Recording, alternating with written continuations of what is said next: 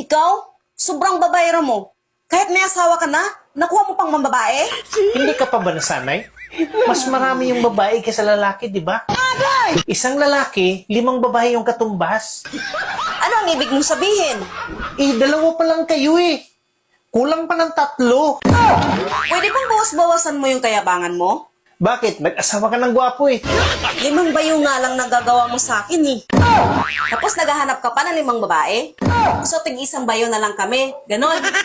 Paano kami makakarating sa langit niyan?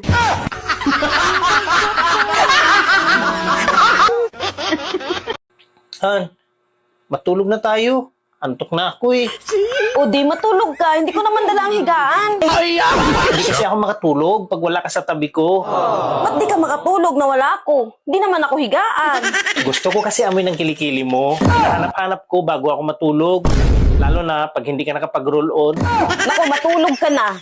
Nakapag-roll on ako kanina pa, kaya wala ka nang mamoy sa kilikili ko. Ganun ba? Hindi rin ako makakatulog. Kasi sanay ako may nilalapirot bago matulog. Alam mo, ang kulit mo, kanina ka pa. Hindi mo ba nakita may ginagawa ko? Ay, hindi ako makatulog eh. Sanay kasi ako may nilapirot. Gusto ko kasi lapirutin yan kasi maliit. Ay nako, lapirutin mo na lang yung putotoy mo para makatulog ka. Total, magkasing liit lang naman yan dito.